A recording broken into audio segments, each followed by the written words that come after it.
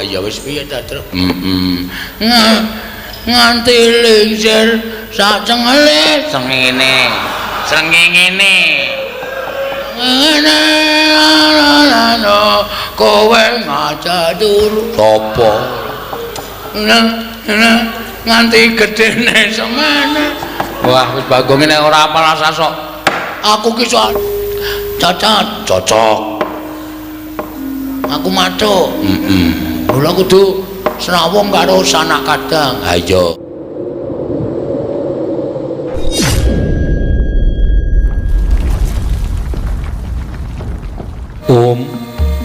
Mastu Nomo Sidam sekaring bawana langgeng Kakang Rodo Kakang Resi Kanika Putra perkencong warudaya pak pong Bu bolong kali codhe sapa sing gawe punami iki ingkang sekawit kayangan ketingal ayem tentrem miwah jinem sangganing para durandara nanging boten kadosa sagedagan menika tumuli wonten hawa panas ingkang sumundul wonten ing ngawiyat andadosaken kodheng sangganing para dewa sangganing para dewi Kakang Rodo menika saking dayanipun menapa dalah nuwun mapunten lho Di sampun dinten kula menika mboten badhe purun unjuk atur Paduka Adi Pramesti Bathara Guru namung kula nuwun sewu kekilapan menapa Paduka Adi Pramesti Bathara Guru ingkang ngertos moba musi ing dhateng jagat sampun malika titah swantah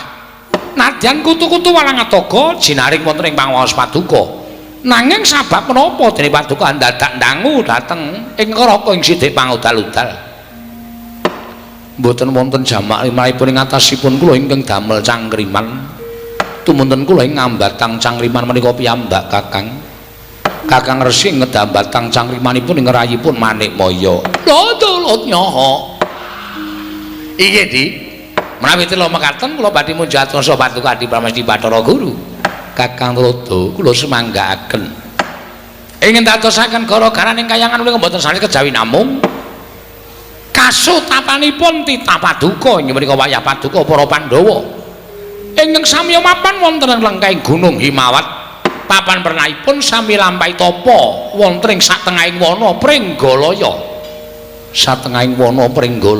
inggih Di menapa ingkang dipun sedya dening para Pandhawa dening lampahi tapa wonten telenging wana Pringgalaya Kakang menawi babagan perkawis menika tentu kemawon Paduka Adi Pramesti Bathara Guru mboten badhe kekilapan ingkang mekaten Di lajeng pareng Paduka Adi Pramesti Bathara Guru kados pundi mbok menawi jumbuh kalian kanugrahaning kembali katampi duwen kanugrahaning kembali mandhap wonten ing Janaloka Kakang Rodo pundene kanugrahan menika kala wau tasih sinengker dening panguwasaning dewa nanging para Pandhawa tuhu satru ingkang tanggap ing sasmita tuhu satru ingkang lantip panggrahitanipun nadyan Jawata dereng matedhakaken sasmita bilih badhe matedhakaken kanugrahan iwa semanten para Pandhawa wayah-wayah kula sampun kepareng lampahi tapa wonten telenging wana Pringgalaya Kakang Rodo kanthi tumanggaping gati para Pandhawa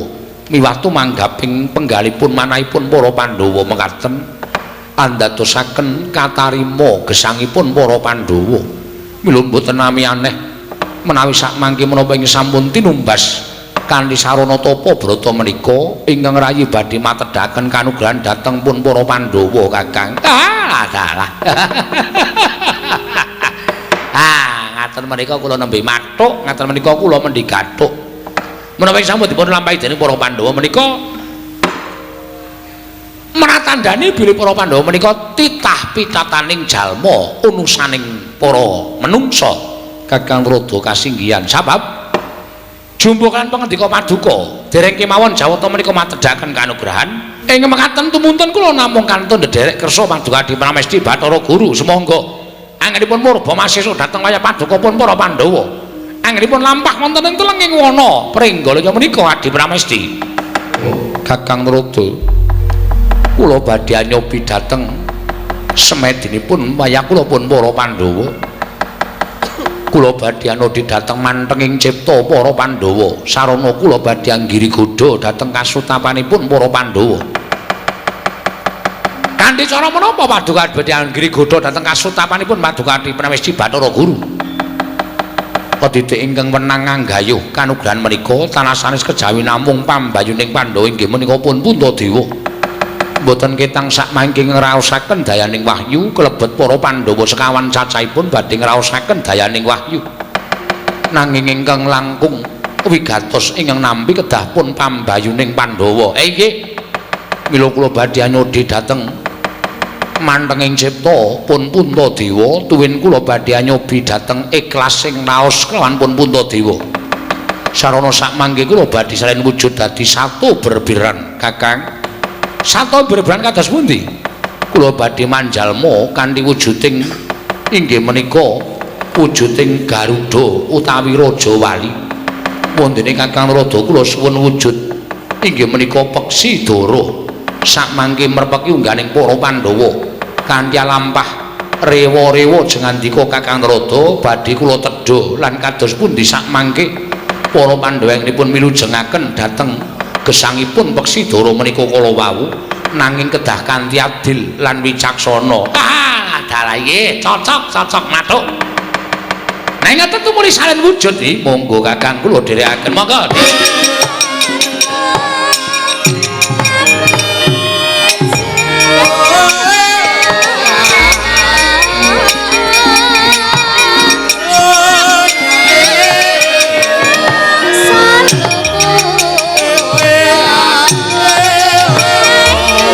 sampun wujud kados mekaten mila monggo Kakang kula aturi miber wonten sak ngajenging ingkang rayipun Jatimurti mangke menawi sampun caket wonten telenging wana Pringgalaya kula aturi Kakang Rada tawang-tawang tangis nyuwun pambiyantripun Prabu Puntadewa nggih ngestaken dawuh Indra kula wonten timbalan pukulun reksanan Suralaya sawetara ulun ninggal kayiwangan netepi kelawan darmaning kadewatan ulun nggih ngestaken dawuh monggo Kakang monggo Di kula dherekaken panjenengan ingkang rumiyin Kakang kula ingkang dherekaken Kakang Rada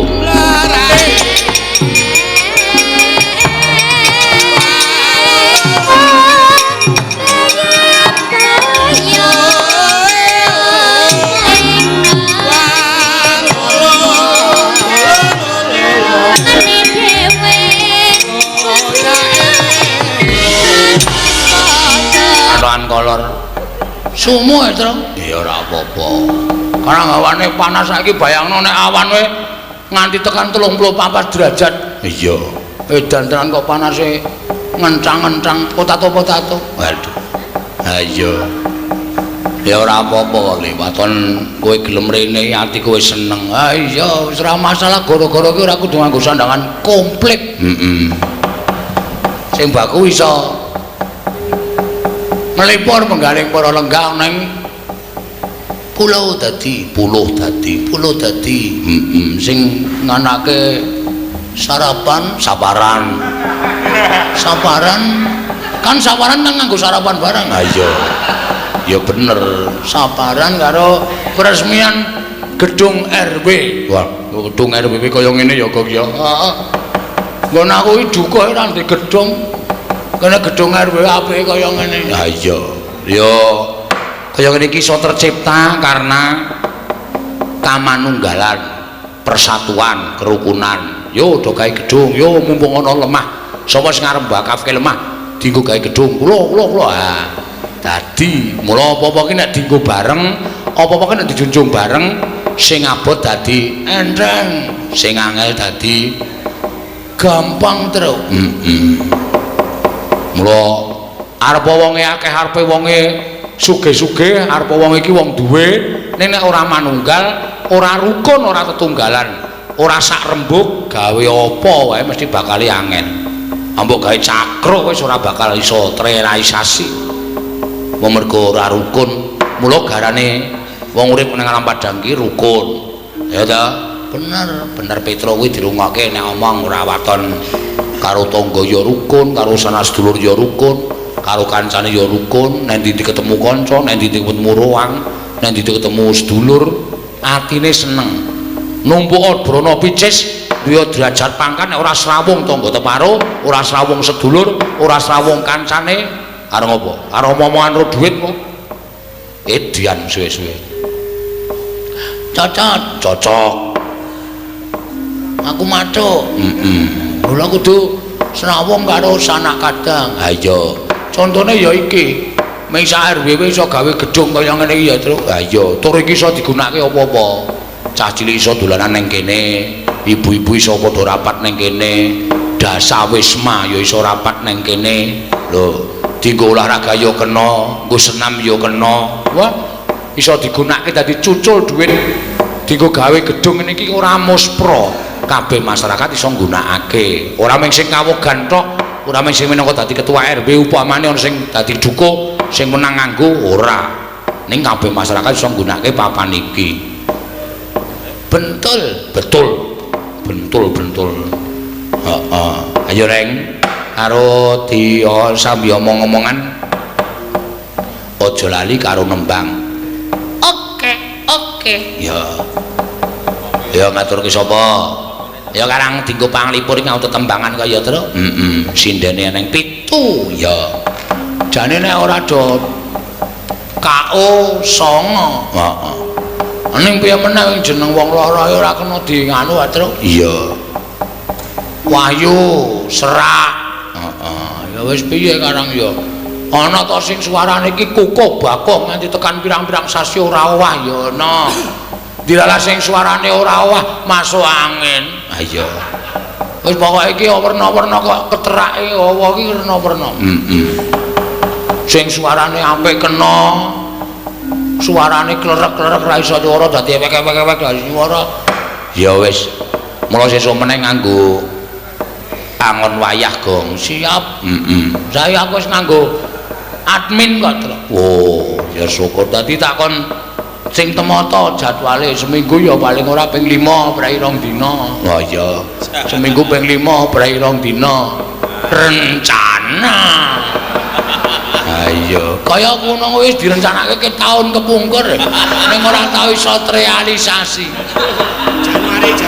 Mulane kowe iki tok tutup mripatmu tok tutup. Anggere ana wong menehi DP kae iki aja ditampa. Weh, buta e. Kuwi sing marahi kaya ngono kuwi. Saiki nek mulai kerentep ngene iki aja sambat, aja rumangsa gresula, dilakoni mergo iki paringane Gusti, rezeki sing kudu ditampa ora mung kowe tok. Kowe iki lantaran rezekine piye akeh. Lho, kanca-kanca ya kerejeken mergo lantaran kowe. Sing maune kancamu ditokke saka Satpam SMA ya saiki kerejeken mergo dadi kancamu akram. Ha iya. Aja dienggo dhewe pokoke kabeh kuwi ngendikaning para sepuh bondo kuwi nek ditumpuk kuwi malah nyumpeli rezeki. Ning nek didumke piye akeh sapa sing butuh diparingi kanthi ikhlas kuwi bakale carane tuk kuwi ora disumpel ning tuke saya mumpal milih terus. Siap. Ayo. Nek sing dilakoni ngono kuwi. Ya rada lemu sakploke nglairke ya, Tru. Heeh. Yen jan ngeyayat wong wedok kok awake kok triplek. Ayo. Saiki rada lumayan ana daginge. Wah, ya wis piye ta, Tru? Nganti lingsir sak cengele srengenge. Ngene ana kowe ngaca turu. Sopo? Nganti gedene semene. Wah, wis Bagong nek ora apal asasok. Aku ki soalé penggemar Bang Roma. Ada ana lagu ngene-ngene iki aku ki ora apal ya, aku ora seneng. Ya apal nek lagune Bang Roma. Oh, pirang-pirang anu ya. Mau makan teringat padamu. Wah, kuwi nganu, sapa jenenge? Elvi Sukase ngawur. Evi Tamala. Wah, gareng malah ngerti ya. Ayo, aku penggemar. Mau teringat padamu. Aku nek lagune ora kuwi ya kaset kuwi nggo nyetel yon-yon bojoku gepok. Mergane, aku ora seneng. Lah kok kowe ora kaya ngono, Gong. Kowe iki piyai sepuh, kudu nyuri karo kabudayan. Ote gepoki maksudmu piye? Kualat kowe. Kowe iso urip saka budaya kok digepok ora. Sing tak gepok apane? Kaset iki mau nyetel kaset uyon-uyon karo gebuk boto. Maksudnya ngono ku ora tak gebuk kasete. kowe iki nek omong mencla-mencle esuk tempe sore dele. Tempe iki saka dele nang. Oh, macem-macem ora. Wis tak aku ngomong karo blubuk-blubuk ngono. Iya, coba. Saiki genti sapa? Pamundhutane saka ibu sing mau bengok-bengok nyuwun kembang ora wae. Weh. Saking senenge ya kok. Aku nganti apal karo piyai-piyaine iki nganti apal. Oh, kae Pasuryane iki nganti aku apal. Oh, kae penonton tetap. Dadi nek Yojo nek ndi waton iso dijangkau dengan kendaraan roda 2 mangkat. Ah iya. Sing jenenge Mbah Joni iki to. Oh. Aja kok neng Yojo, neng Jakarta numpak motor to. Wah. Iya to. Wah nekat kuwi. Luar biasa kuwi pancen nek carane supporter militan. Iya. Ya luar biasa ya Kong. Heeh. Tekan Jakarta ya numpak motor rombongan pengrawit durung tekan Jakarta dhewe wis mlaku-mlaku ning sekiwa tengen panggung. Wo. Dadi lemayang wae. Ya. Tatin ya. Ya. Wae tatin nek liyane dora menyang sing dienggo uleng-ulengan tatin. Ha iya. Maksude sing dienggo apa? Nembang apa-apa tatin. Ayo. Termasuk nek bal-balan ki termasuk tatin ki termasuk sprinter nabrak cengelmu ki piye stiker iki ora ditemplekke apa ya jenenge ya skuter kowe ngarani do goblok kabeh ora ayo ki mau stiker stiker penyerang tengah. Nek sing maine nang pinggir ka apa, Gong? Gelandang. Oh. Gelandang. Heeh. Nek main nang pinggir karo njejaluk gelandangan. Ya. Spesial Mas Katnoli nembang ngagelem jumeneng ki jan wah wis sesuatu yang terindah yang tidak bisa dikatakan dengan kata-kata yang normal. Seneng ya rek. Wah pokoke nang gara-gara ki iso dienggo gojek ngene iki rasane kaya tenaga-tenaga sing ilang kaya bali meneh. Baline ndi? Nang omahe dhewe-dhewe. Ayo. Sowan Ndoro Abimanyu kae aku tak ngaturke apa mau entuk-entukane karo Bagong. Ayo.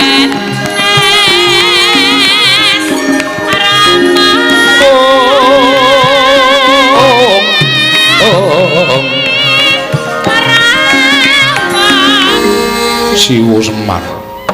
Kula Ndara katon Petruk lawan Bagong Usuwan.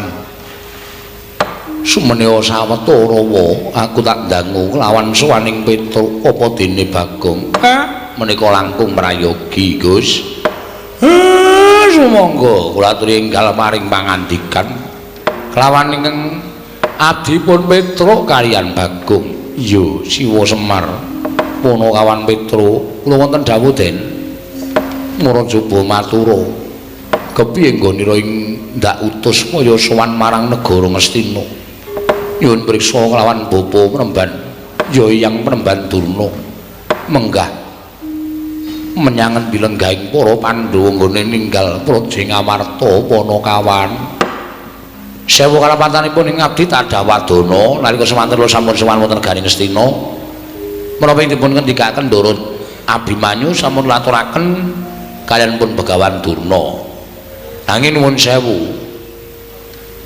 Kula nampi dawuhipun Sri Prabu Baladewa, Petruk rumangsaku sing kurang gawean kuwi Abimanyu. Nuwun sewu lho menika kula nirakaken panjenenganipun Ndara Mandura.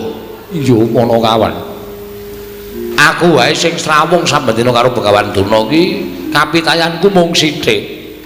Lah kok dadi Abimanyu kok dadak utusan karo kowe supaya nyuwun priksa karo Begawan Durna. Lah mbok nek nganti Durna ngerti tugelen gurune Baladewa. Malah janjane ndaramu Abimanyu kae iki jane ngadep wong pinter ning sing ora ketok pinter, wong wasis sing api-api bodho. Sapa ngono kawan? Mboten sanes gawe namung bapak. Bapak menika sing Sanghyang Bathara Ismaya. Bapak menika Dewa Ngejawantah ngendhalipun Sinuwun Mandura. Bapak tertentu pono wonten pundi lenggahipun para punden Pandhawa. Malah Ndara Baladewa paring dawuh, kowe matur karo ndaramu Abimanyu, Truk. Kon masrahke perkara iki marang Semar. Nek Semar ora saguh, nek Semar ora iso ngaturake menyang lenggahing para Pandhawa, kowe ning Mandura omong aku, bapakmu tak ajare. Ngoten niku Gus Ndara Abimanyu. Miat langening kalangguan aklar pandan moncar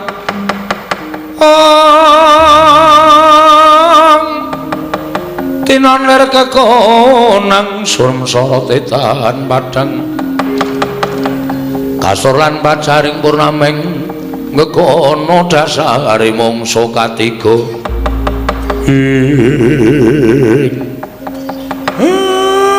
nuwun sewu Den. Lah kok ngoten ngendikaning ingkang Woing Mandura. Siwa Semar ora usah dadak selak marang kewajiban. Oh, ngerti lamun Siwanaya Ntaka mlebu pamonging para Pandhawa. Ndak kira Siwanaya Ntaka wis apal marang lagak lagu lan lagyaning kepunden Pandhawa. Mula paringa dawuh menyang dilenggahing para Pandhawa Siwa Abimanyu ingkang basal sumusul marang para Pandhawa. Nuwun sewu nggih Den, kula mboten ngertos sewa semanten. Sampun kinten kula badhe wisuh lumuh ngentasi perkawis. Den, awi mangtutke laku jantraning Semar kula kanthi mlebet wonten telenging Wanawasa ngupaya ingkang Rama inggih menika punden para Pandhawa. Mengkono Siwanaya Ntaka nggih ya yen pancen kaya mengkono ayu anakmu aja ning keri tutun tak laku ning Abimanyu. Monggo Gus kula dherekaken Den. Semareka Den prayitna semuriris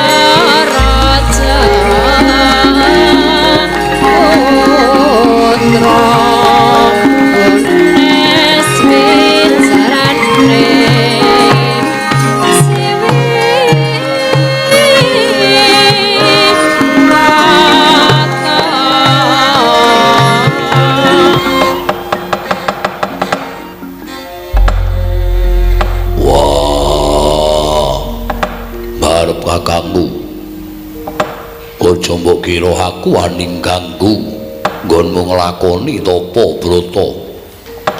Nanging kadreng nggonku kepengin ngerti. Wiwit budal saka negara Ngamarta, barep kakangku ora taren apa-apa, ora paring pangandika apa-apa marang adimu. Malah saiki mapan ana ing tengahing alas wis pirang-pirang candra suwene. Barep kakangku ora jugar nggone nglakoni tapa. Sediamu apa lan karepmu piye? Yen pancen mengko apa kang dadi karepane barep gambuh karo apa sing tak pikirake. Mestine aku ora bakal selak, bakal nyengkuyung karo wateking barep kakangku ngene nglakoni tapa ning telenging alas. Koko Rabu kepareng Mbabaruna dhateng ing rayipun Arjuna.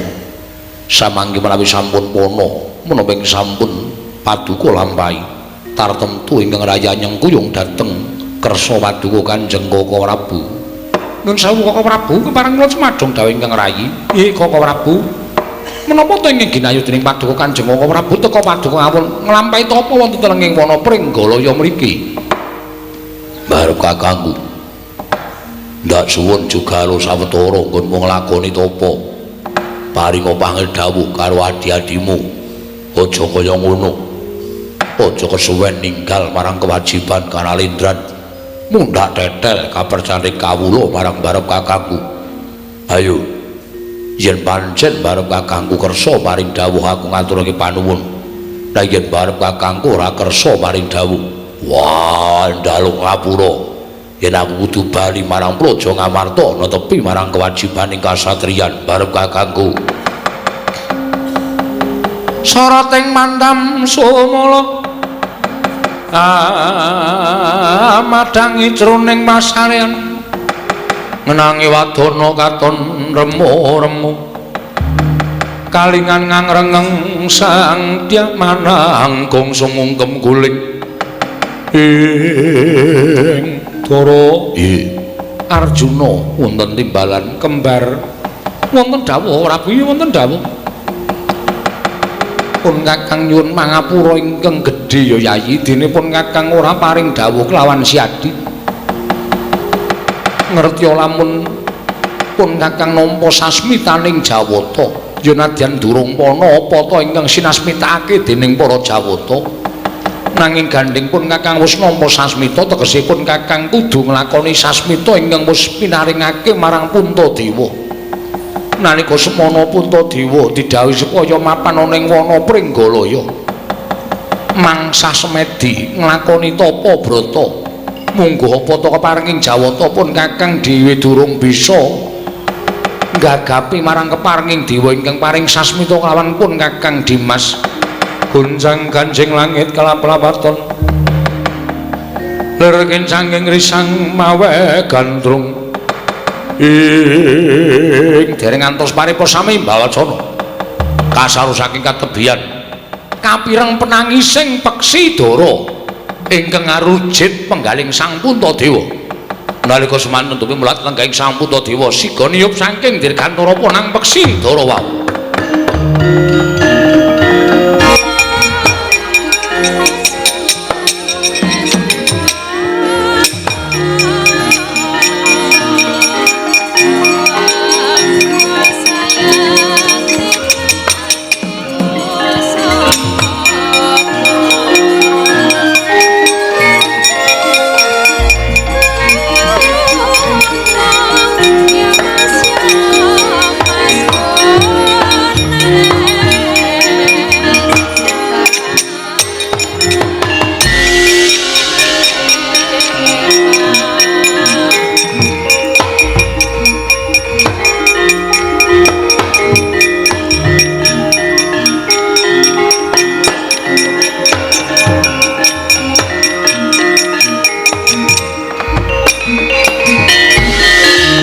gunjang kancing langit kelap-lapaton lerenging sanging risang mawe gandrung Werkudara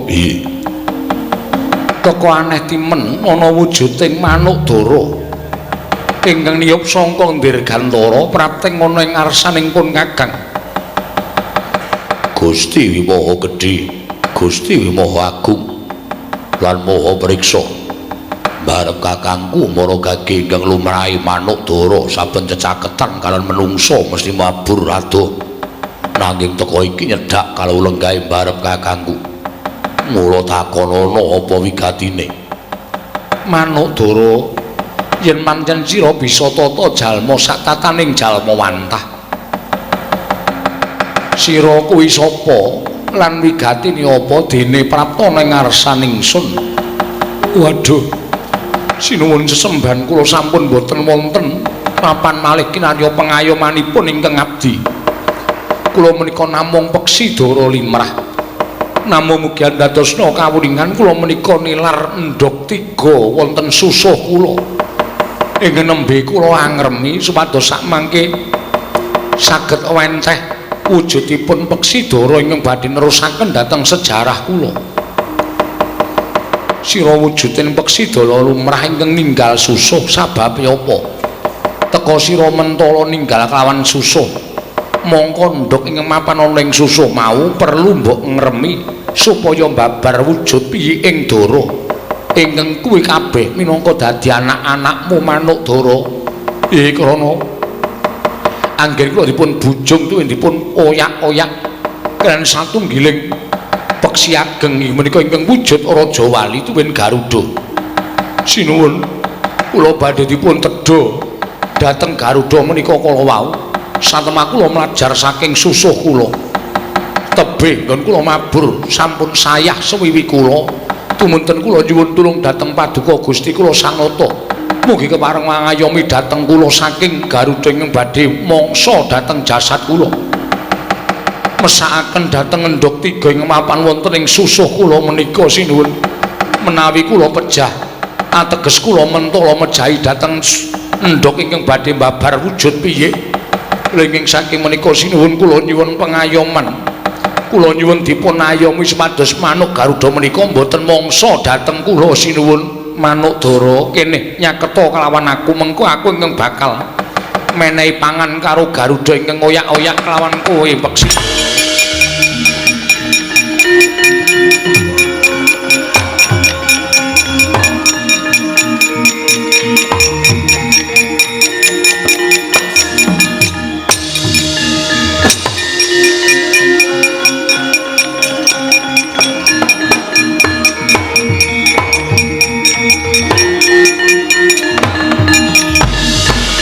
Manggahanggo sesumbar lindhu bumi gonjing kumaludha guntur ketup ing manuk dara wonten dawuh sinuwun apa iki aran Garuda ingkang mata-mata kelawan sira? Inggih menika ingkang badhe mangsa dhateng jasad kula.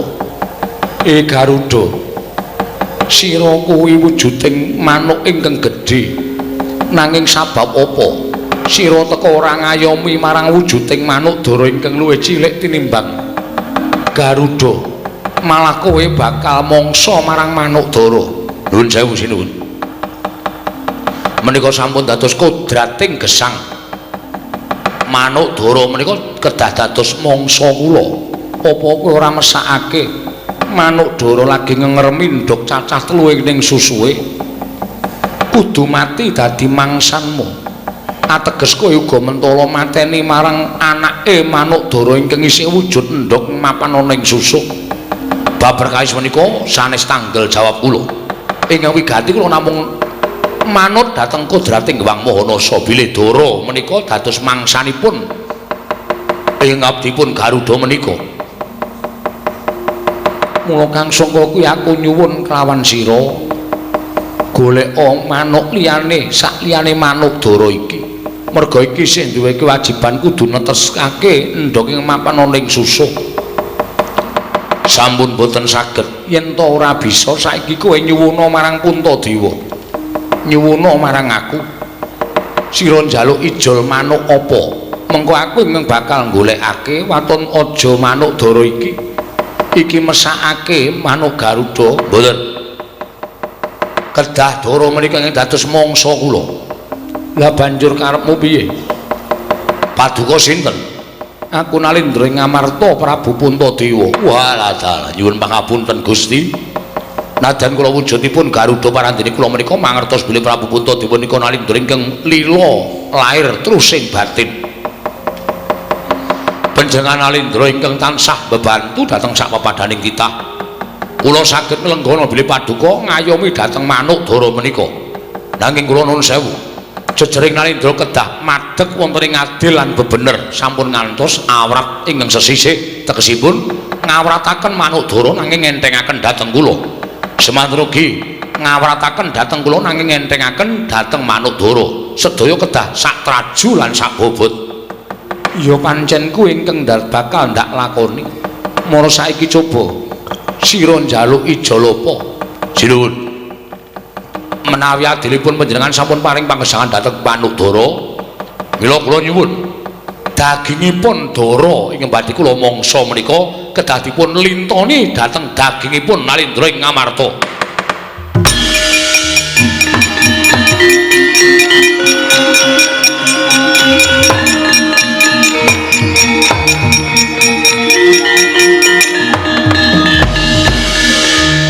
Wah, barep kakangku. Kowe arep ngopo? Kok ora Bu Paduka badhe menapa? Werkudara. Nggih. Aja nyaruhe pun Kakang Arjuna, ora usah dadak matur werna-werna. Mbok menawa pancen iki panggasah pangungkaling jiwa tumraping Puntadewa. Garuda wonten dawuh. Apa ingkang bakal sira aturake lan wis mbok aturake marang Prabu Darmakusuma bakal tak wujuti. Ora wegah nggonku bakal menehi jol daging ingkang bobote padha karo Manukdara. Kabeh dadi srana nggonku ngrampungi perkara iki kanthi adil lan bener. Werkudara. Nggih. Arjuna kula wonten paring ngadhawuh. Goleka watu sartane wujuding kayu ingkang dawa. Manukdara iki arep tak timbang karo boboting daginge Puntadewa Janaka.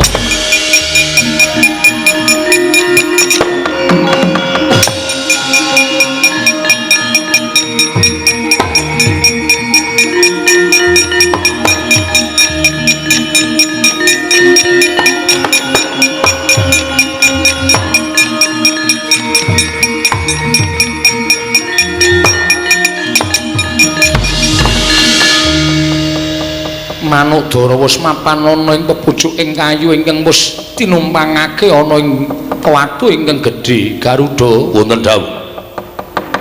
Muga kowe neksenana yen to nganti abot sisih sarta ora adil nggonku nraju kelawan daginging Puntadewa lan daginging Manukdara. Sumpah ana uripe Puntadewa ora bakal mulya selawase urip. Lega lahir batos kula sinuwun. Nanging menapa paduka menika lahir batos sangenipun badhe maringaken daging paduka kinarya lintu menawi ngantos kula mboten nedha dinten menika kula badhe pejah. Nadyan tekaning mati bakal ndak wujuti. Arjuna kula wonten paring ngadhawuh pun Kakang nyuwun ngampil curigamu kok Prabu badhe menapa. Wis to Yayi aja dadak syadi ngregon-ngregoni Puntadewa. Kene Yayi mara gage paringna gunjang ganjing langit kalap-lapaton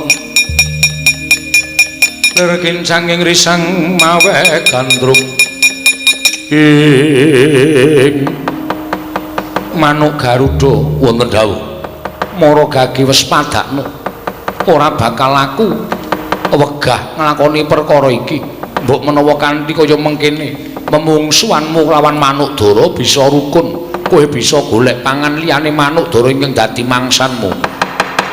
Yata laruta saking godha sang kura kula. Yen amutusa sang Sri nyandak ukiraning curiga. Nengke sang Puntadewa nalika semanten ing pangajap supados tumindak adil lawan Manuk Garuda buah Manukdara. Ingkang sakmangke Garuda diamangsa dhateng wujuding Manukdara. Tinumpangake wonten ing sela wujuding kajeng ingkang saged kinarya nimbang awrating Manukdara kelawan daginging Sang Prabu Puntadewa. Sigra tinancepake wonten lengen den geret mangandhap temah muncrat ludira mancur kagiat Sang Werkudara wau. Oh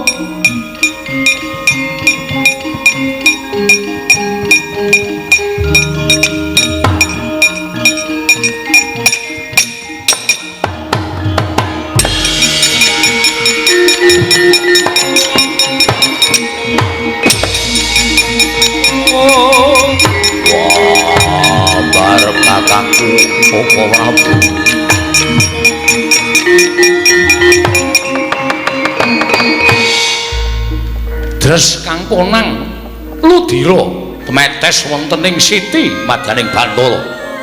Parandri datan ngraos sakit sang Puntadewa.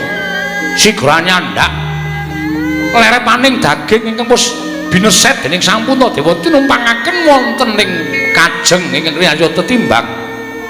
Parandri mangke tasih ketingal awrat manuk dara. Sigra datan wigih ringa-ringa.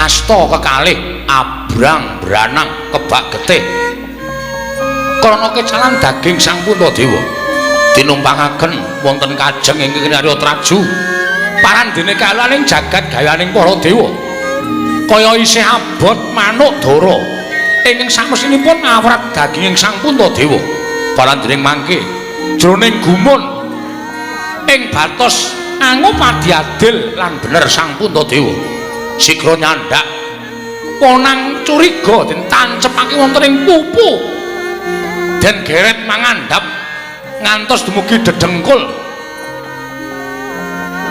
katon katingal wus ora jejeg jumeneng ing sang Puntadewa parandene datan wonten pesambating sang Prabu Darma Kusuma.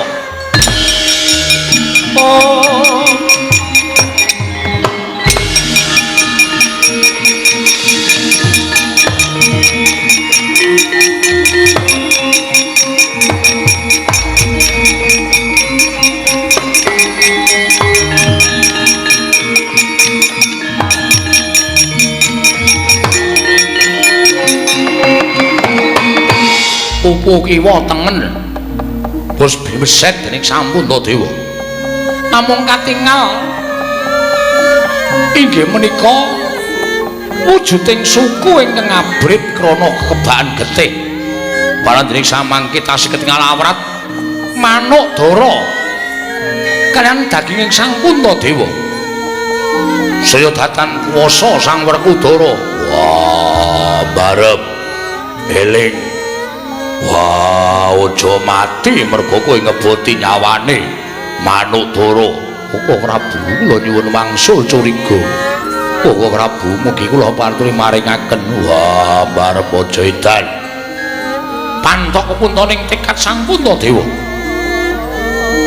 Asta suku parandene mangke tasih awrat manuk dara. Sigra nyandak curiga. Den tancepake wonten ing padharan sumembur punang Ludira dawah kalenggak sirna margalayu sang Darma Kusuma wau.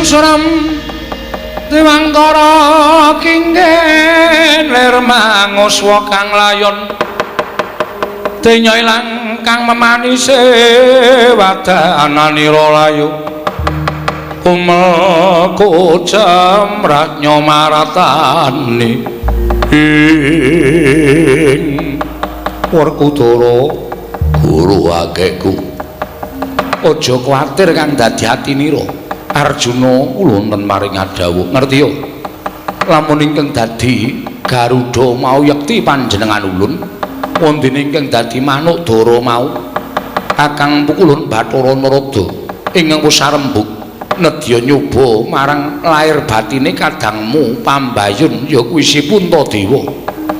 Wah nanging barep kakangku wujude nganti kaya ngono. Wah, saiki malah tekaning pati. Buya tekaning pati ulun ingkang bakal ngusadani kelawan kadang kita Darma Kusuma. Wah, Bathara Guru kakekku mangsa Baranga.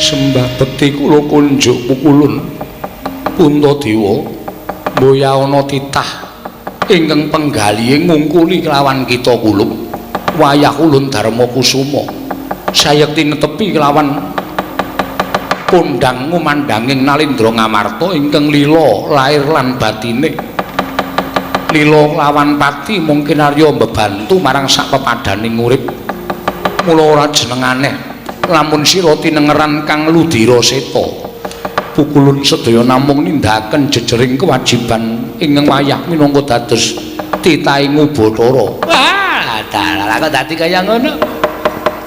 Ora ana kok manungsa apik-apike bebudane ngungkuli si Puntadewa mula ora jeneng aneh.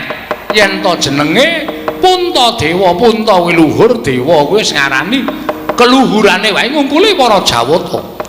Mula kang sangka kuwi nggih apa ing kita lakoni jroning wana Pringgalaya sayekti anggaduh kanugrahan sira ulun paringi priksa lamun sejatine Jawata bakal matedhakake wahyu ingkang wiraran wahyu Pura Kencana apa ta werdine ya mung jeneng kita ingkang bisa mangun sawijining negara sasat kaya dene Pura Kencana. Pura kuwi papan, Kencana kuwi tembung ingkang sarwa becik. Mula Ngamarta diasta dening Puntadewa tanpa beda kaya dene wujuding Pura Kencana, papan ingkang kebak kanikmatan karukunan sarta kebak rasa ayem tentrem ora ana regejegan. Kabeh mau merga saka panguwasa kita kula Puntadewa lan perbawaning wayu Pura Kencana mara gage tampan ana nggih Darma Kusuma.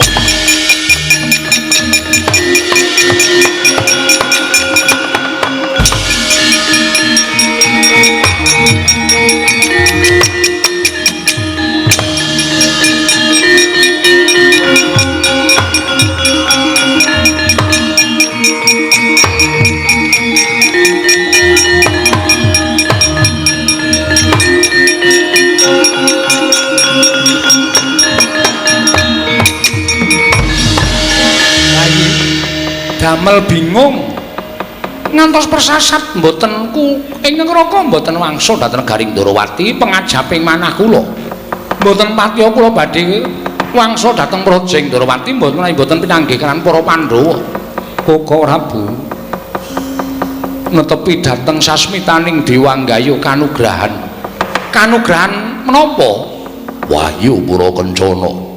Barep kakangku wis kelakon kedunungan wayu Pura Kencana jagat Dewa Bathara pun kakang melu seneng pun kakang melu bungah yayi kula mangayu bagya lan ngempil dhateng kamuktening wahyu Pura Kencana menika yayi.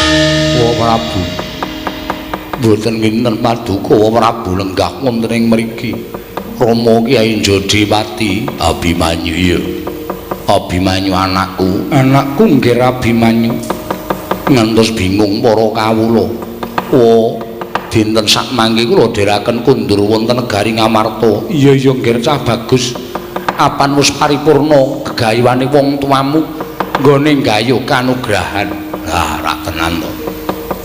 Pendak-pendak tindak mesti gayuh kanugrahan. Lah iya, apa ya Tra wahyune Tra ambuh. Apa gong wahyune jumbo karo tulisan ning baliho aran payu pura kencana wela wilayah apik iki nderek mangayu bagya ndara nderek mangayu bagya nderek mangayu bagya muga-muga pura kencana dayanana marang negara Ngamarta tansah dadi negara ingkang dadi punjer-punjering negara sarta kebaing katentreman kebaing karukunan manunggal tetunggalan nyawiji padha njunjung marang derajating praja Ngamarta Kakang Semar kula nekseni Ndara